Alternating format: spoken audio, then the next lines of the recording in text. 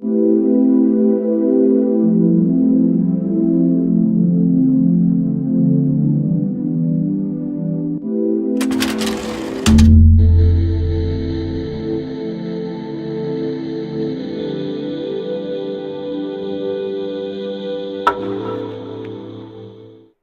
a todos, ¿cómo están?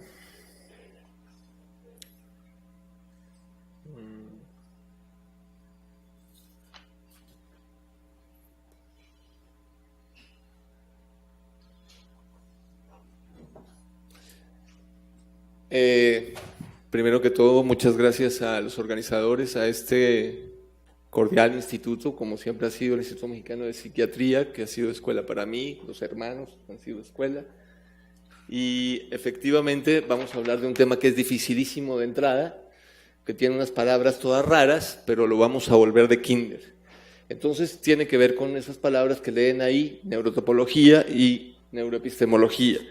Pero en realidad lo que queremos ver es qué hay adentro de nosotros y cómo podría ser esto en términos de lo que el doctor Pomposo muy amablemente nos contó ahorita, en términos de complejidad y hacerlo simple. Después de mí viene una gran conferencia de Carlos Gómez Mont sobre lo simpléctico de esto, y entonces ya nos va a ayudar un poco más a entender más fácilmente esto. Bien, ¿qué es entonces buscar el alma? El self es el alma, el interior, el espíritu. Entonces no vamos a usar ninguna fórmulas químicas, fórmulas matemáticas raras, y vamos a tratar de estudiar el alma con dibujitos, con conjuntos, con bolitas y palitos. Entonces vamos a buscar lo que es el alma y algo del ser interior. Para entender esta palabra rara que se llama topología, pues nos vamos a meter con dos cositas, que son estos que les dicen nodos o puntitos, que los vamos a ver y vamos a entender que cada una de estas son neuronitas, y luego vamos a entender que la línea recta siempre será curva. Eso lo dijo un señor que se llamó Riemann en 1832, y luego le sirvió a Einstein para poder hacer y fundamentar lo que fueron sus dos teorías de la relatividad. Para entender esas vueltas que son rectas y que finalmente las vemos curvas, podemos hacer infinitos, podemos hacer toroides. Esto lo vamos a manejar mucho, se llaman toroides, o que ya lo vamos a ver convertido en otra cosa que se llama jarrita de Klein.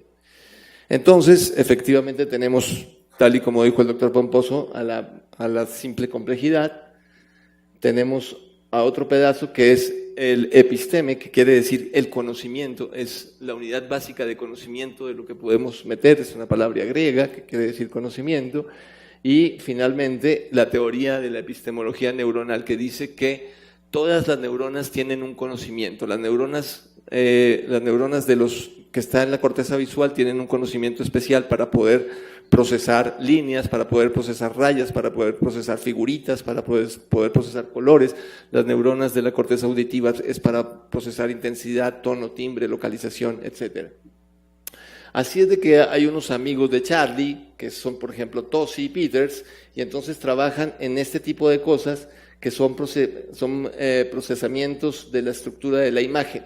Eso se hace con proximidad computacional. Y el otro es en honor de cómo estamos hoy para Friston y Joshua Gordon, que habla de los principios de energía para poder entender nuestros procesamientos y el procesamiento del conocimiento en un solo lado. Esto es una técnica de lásergrafía. La serigrafía es una técnica muy moderna de un artista que se llama Luis Ricaurte, y entonces hace esto, él le dice totumos porque es un artista. Yo lo veo así, y los que hemos visto fotos gigantes de sinapsis, podemos entender esto como botones sinápticos, y este fuera un botón sináptico grande. En realidad él lo hizo como si fuera una forma artística, y es como lo cito, porque pues aquí ayer hablamos de neuroestética. Esta es otra forma donde las líneas rectas se convierten en curvas, se hacen cóncavas y convexas como el cosmos, como el universo, e igual vamos a tener el concepto de esfera, que ahorita vamos a hablar directamente. Este señor se llama Grigori Perelman, y entonces existen modelos matemáticos para entender la topología. Por ejemplo, este señor Borsuk-Ulam hizo uno, y entonces así podemos entender cuando se rompen las esferas. Este señor pues se ganó $1 millón por descifrar una cosa que se llama la conjetura de Poincaré. Poincaré, un premio Nobel, y entonces decía que la esfera era un pedazo completo, y entonces cómo podía ser un pedazo de algo, tenía que ser las mismas características del todo su universal. Se pusieron a trabajar durante 100 años los matemáticos, y como era topología algebraica, pues entonces no sabían sumar. Entonces lo que hicieron era, para poderlo resolver, pues todos decían que era 2, 4, 8, como si fueran algebraicamente, pero no, lo que tenían que hacer era por el 3. Cuando Perelman usó el número 3, pues pudo lograr resolver la conjetura de Poincaré, que duró más de 100 años. Nos vamos a centrar en esta letrita toda rara, este 8, que parece que se acostó a dormir, pues es el infinito, y también este tipo de cosas que se llaman probabilidades, ¿no? Ok, otro maestro en esto de las topologías, pues es quien trabajó los espacios compactos de Hausdorff. Los espacios métricos es la contribución del profesor Hausdorff, y entonces lo más chistoso es que cuando se murió le hicieron su tumba de 1 metro cuadrado, ¿no? Entonces, este es Poincaré, este es el dodecaedro de Poincaré, que nos dice que hay diferentes dimensiones internas, aquí hablando de neuroestética, en la unidad métrica completa, pero en el Cristo de Dalí, y algo que vamos a ver, pero no veo al profesor Braunstein para hablar de la topología del self, que es a donde nos vamos a meter. Y efectivamente, cuando ya empiezan a hacerse gráficas, pues entonces las rectas se convierten en curvas y también se convierten en cosas transdimensionales. Existen otros como la topología de Lagrange, que son los esqueletos que se llaman esqueletos de Lagrange, y esos son un poco como más posmo, y entonces lo que se está tratando de ver precisamente es que las rectas se convierten a través de la dimensión en curvas, y también proyectan sus rectas y hacen tridimensión. Esta es la construcción de Dehn para poder entrar ahorita ya a unos fenómenos lacanianos, en los cuales él habla de 3 círculos importantes y se llama el triángulo de Borromeo. Entonces, la topología tiene que ver efectivamente con el pensamiento matemático y tratar de verlo en el punto de la realidad, y nosotros vamos a meter ya dentro de nuestra psique, pero en términos lacanianos. ¿Qué es lo que tratamos de ver? Que en genética, al rato vamos a ver con el doctor Nicolini, vamos a ver el triángulo de Borromeo en términos de genética, en una cosa que se llama la gestaltómica, que tiene que ver con la complejidad en genética, pero igual lo que estoy tratando de mostrar acá es que incluso en el ADN se ha podido ver el triángulo de Borromeo. ¿Qué es el triángulo de Borromeo? Pues simplemente son algunos de los estudios que se hizo en la década del 70 en los famosos seminarios de Lacan, y entonces Lacan, sobre todo en el seminario 17, 19 y 23, trabajaba directamente en eso. Duró 10 años tratando de estructurar la topología del humano y la topología de la capacidad de respuesta en 3 unidades. Las 3 unidades son el imaginario, el simbólico y el real. Entonces, este es un poco complejo, pero igual vamos a entender a la parte real como la existence, el imaginario como la consistance, y la parte simbólica, que es lo que nos muestra directamente todo lo que está atrás de la psique, incluido después de algunas psicopatologías como la melancolía involutiva de Henri Ay, la esquizofrenia y la paranoia. Y pues acá tenemos al profesor Jacques Lacan, y entonces pues tratemos como de imaginar qué está pasando en esta mirada, ¿no? Para él esto es real, para hacia aquí no sabemos qué puede ver, pero su mirada podría ser algo especial, ¿no? Podríamos saber qué está pensando, y entonces entran en un mecanismo de comunicación que se usa mucho en neuroepistemología, que es la parte subjetiva y la parte objetiva. De este lado hacia acá es la parte subjetiva, objetiva, y cuando él piensa, esta es la primera persona, y entonces lo ves subjetivamente. ¿Qué estaría pensando Lacan en ese momento? Lo mismo que estaría pensando Lacan de su interlocutor.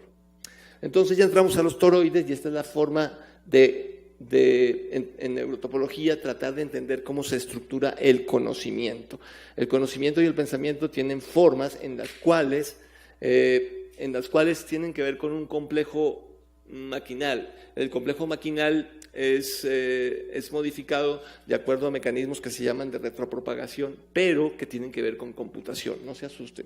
Cada unidad es una neurona y cada unidad del cosmos o unidad de nuestro cerebro igual fundamenta un tipo de comunicación sináptica. Cuando ya los científicos, como en este caso Terence Sejnowski, que es con la persona que hacemos estos tipos de trabajos, entran la función directa de las unidades para poder entender las redes neuronales que trabajan en conciencia. Entonces ellos los ven así y trabajan con este mecanismo que se llama de reaprendizaje. Es la única forma en complejidad de poder grabar memoria y ha sido motivo de premios Nobel. ¿Cómo entonces entraría las diversas formas de topología para construir o ensamblar el procesamiento del conocimiento? Pues bueno, ya tenemos algunas de las formas, como ya les mostré, el dodecaedro de Poincaré, los toroides hiperesféricos multiplicados y la jarrita de Klein. ¿Qué es esta jarrita de Klein? Aquí vemos la parte topológica y lo que nos vamos a meter es con este maestro, que es el sustrato básico de la neuroepistemología y se llama el patrón fractal coincidente. Así como nosotros tenemos el montículo axónico en una neurona, supongamos que este sea el axón y aquí está el montículo axónico, este sería el patrón fractal coincidente, pero lo vamos a ver desde el punto de vista operativo. Es decir, esto, como ya nombró también el doctor Pomposo muy amablemente, es una unidad entrópica computacional. Entrópica porque nos sirve para entender la termodinámica que hay dentro de las neuronas, y computacional porque además necesitamos de la retropropagación y de factores cuánticos para entender cómo se comunican las neuronas, porque las neuronas se comunican en liberaciones estocásticas, es decir, los neurotransmisores se liberan en cuántumos, es decir, en paquetes cuánticos, que son las unidades que contábamos ayer, y ahora los científicos han logrado mover este patrón fractal coincidente y lo convierten en modelos topológicos, como si fuera la jarrita de Klein. Igual, si nosotros vamos a la pastelería Le Carros, pues compramos una dona de Le Carros y a esto se parece, y efectivamente ahora vamos a ver los 3 niveles que podrían ser el triángulo de Borromeo en el cual nos vamos a meter, y que si lo desdobláramos nos dan fracciones infinitas. Otra vez el módulo de Borromeo, y aquí tenemos el R, el I y el S de la topología del self de Lacan.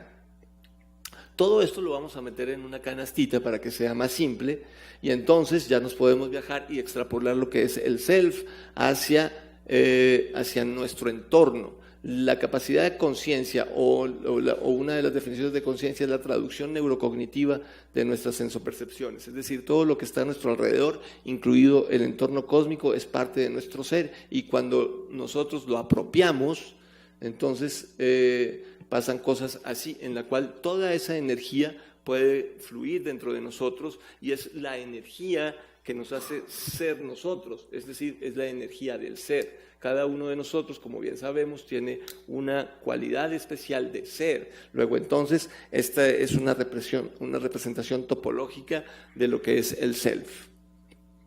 Pero el self también se ubica en el tiempo, y el tiempo, como ya sabemos todos, podría ser una cosa ficticia, una cosa que maneja y es creada por las neuronas. Cuando hay una contingencia y todo tiene que caber dentro de algo, pues tenemos hasta Lenin, que puede hacer una cesta de esa calidad. Entonces, tenemos también para los elementos de topología diferencial, pues que este se parece a este, pero este es el inverso. Para eso, pues vamos a utilizar este aparatito, que es el patrón fractal. Si el otro era el patrón fractal convergente, este se va a llamar patrón fractal divergente. Este es el libro de neuroepistemología, estas son las fórmulas que nos llevan a conocer al patrón fractal divergente, que nos dice que por medio de una homotopía podemos invertir la topología del maestro Lacan, ¿no? ¿Y qué quiere decir? Quiere decir los fenómenos de introspección, los fenómenos de pensamiento, los fenómenos en los cuales nosotros meditamos. Cuando nosotros meditamos, nosotros alcanzamos el conocimiento de nosotros mismos. Cuando nosotros alcanzamos el conocimiento de nosotros mismos, podemos llegar a extrapolar nuestra alegría interna en lo que rodeamos. Y tal vez ese entorno de lo que nos rodeamos es lo que nos puede hacer un poco mejores en cada momento o en cada transferencia de conocimiento o en cada apropiación de alegrías de los demás. Esta entonces es la homotopía, un modelo matemático que se utiliza para entender en neuroepistemología los modelos para poder comprender el alma o efectivamente matemáticas para el alma. Pero pues también tenemos en neuroestética al profesor Escher, Maurice Cornelis Escher, y entonces Lacan decía que la angustia era como esto. Entonces él definía así la angustia, ahí está su seminario 10 de 1973, y con la editorial que siempre le publicó, que se llama Seuil, y también está el seminario de Jacques Lacan, y entonces aquí tenemos lo real, lo simbólico y lo imaginario en 1974 en su primera transcripción.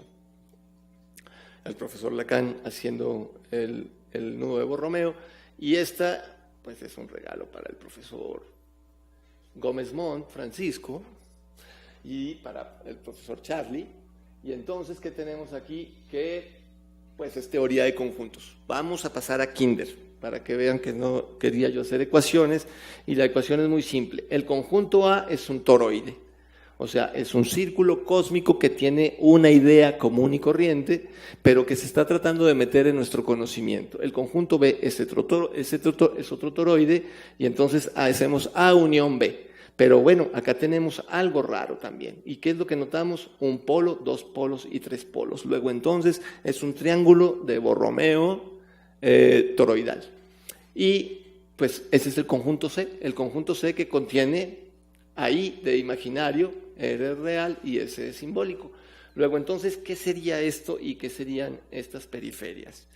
Entonces, pues es simple, es A unión B, intersección C, y esto sería entonces el sustrato del conocimiento, es decir, es el episteme, es el sustrato epistémico que nos modifica algo. Si, por ejemplo, estamos tratando con neurohumanidades de meter un concepto generacional, transgeneracional, porque ya son 14 años, que las neurohumanidades son importantes porque existe un cerebro social, estamos nosotros metiendo un conocimiento en otro tipo de barrera en la cual tiene que filtrarse y mimetizarse de alguna manera para que haya una intersección. Es decir, el conocimiento del cual nos apropiamos tiene un modelo topológico. Ya entrados en neuronas, podemos entender diferentes formas, y las diferentes formas tienen que ver efectivamente con la complejidad. Este es el modelo reimanniano para entender el universo, y aquí tenemos la complejidad de los primeros trabajos de Olaf Sporns. Entonces, Olaf Sporns es una persona que trabaja mucho en complejidad neuronal. Este trabajo es clasiquísimo porque es el trabajo que hizo con Gerald Edelman en 1993 para describir una cosa que se llama darwinismo neural, que es que las neuronas compiten.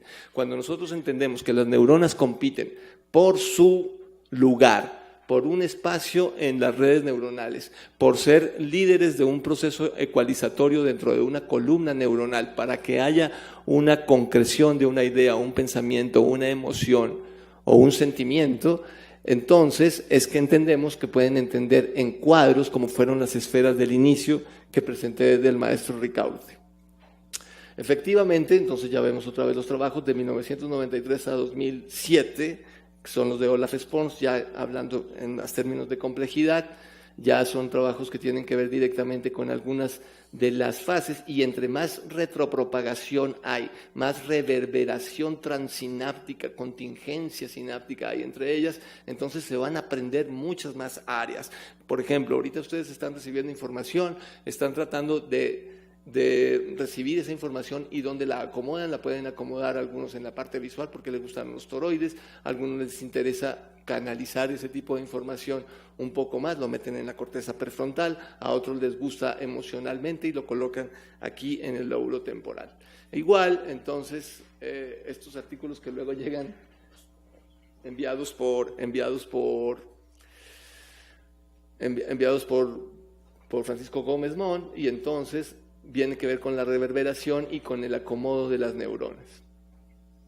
Ya que se acomodan las neuronas, entonces entendemos directamente la complejidad de un proceso talamo-cortical y vamos a llegar ya a hacer poesía. Este es el procedimiento que se hace con la poesía de Chad Justi, que es uno de los que trabajan en homología persistente, y la forma en la cual la neuroepistemología puede ser trabajada, por ejemplo, en topología intuitiva. Otra vez Olaf Sporns para medir los pesos sinápticos de cada una de las neuronas, y esta es la figura, por ejemplo, de los relojes de Galois, que se convierten, por ejemplo, en un cerebro. Y lo que vamos a ver ahorita, precisamente, es esto.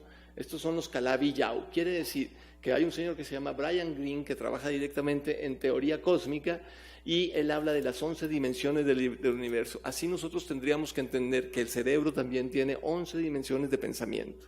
Y ese es el famoso Calabi-Yau. Este es Perelman, haciendo los pesos sinápticos, haciendo sus ecuaciones para que nos dé unas sigmoides en todo lo que es nuestra energía, otra vez la teoría de la epistemología neuronal, donde confluyen cuánticamente los neurotransmisores, y la fórmula que es, voy a usar 2 minutos para poder terminar, y entonces es la probabilidad de que algo sea real o imaginario es igual a nuestra contingencia temporal por el símbolo que nos une fractalmente, termodinámicamente, en un vector siempre relativo a infinito, menos el peso sináptico siempre y cuando haya energía. Eso sería topología fractal y tiene que ver con patrones eigencoincidentes, que quiere decir que cada uno de ellos incide de forma termodinámica por la forma misma del quantum de la liberación. Esta es la camiseta que traía ayer el profesor Gómez Montt, y entonces aquí están los pesos sinápticos y aquí está la traducción, ¿no? Entonces aquí estamos todos nosotros, yo estoy preocupado por el tiempo, quiero robarme 2 minutos, aquí está el próximo que me dice, no, espérate, tú no tienes derecho a los 2 minutos, entonces yo me apuro, pero miren la complejidad que hay entre ellas mismas por un conflicto emocional cognitivo. Esto sería la parte, ya para entrar a la topología fractal, donde ya se vuelve la topología un poco de poesía. Entonces vemos los fractales, un poco más bonitos, ya sabemos que la naturaleza fractal es la que nosotros podemos comprender para eso. Aquí tenemos a Borromeo ya en topología, se hace magia. Estos son los libros que se utilizan para poder entender el nuevo procesamiento neuronal, que es un modelo neuronal. Entonces aparece la topología, y ese es el libro de neuroepistemología, que es el pensador de Rodin en un cultivo de neuronas que hice coincidencialmente en este hospital, en este instituto. Luego igual es para cómo llegas a esta formulita con el libro, y ya vamos a terminar. Y efectivamente, cuando nosotros entendemos a los fractales ya en una topología en la cual cada uno de estos son los módulos que nos contaba Vernon Mountcastle en 1948, para poder entender ahora sí el procesamiento modular de las neuronas y el procesamiento columnar, pero lo hacemos fractal, podemos hacer reconstrucción neural de la imagen, podemos hacer superficies riemannianas, podemos hacer rosetas, y entender que el pensamiento también es así. Esto ya es muy moderno, es de 2017, y estas son las D-branas o supercuerdas para poder entender los patrones cuánticos cuando una neurona libera en supercuerdas. ¿Cómo se podría entender eso en términos hebbianos? El Calabi-Yau, primer modelo de Brian Greene en 2004, este ya es el moderno, un modelo fractal, y cuando nosotros podemos entender ya el final, es decir, nuestro self es capaz de entender el cosmos en la tercera dimensión. La primera es nos despertamos, somos los que somos. La segunda es procesamos conocimiento, estamos en el planeta Tierra. Y el tercero, somos capaces de entender el cosmos en su cosmovisión energética. Podríamos entender entonces esta matrix inversa y podemos hacer que nuestra mente la transforme. Muchas gracias.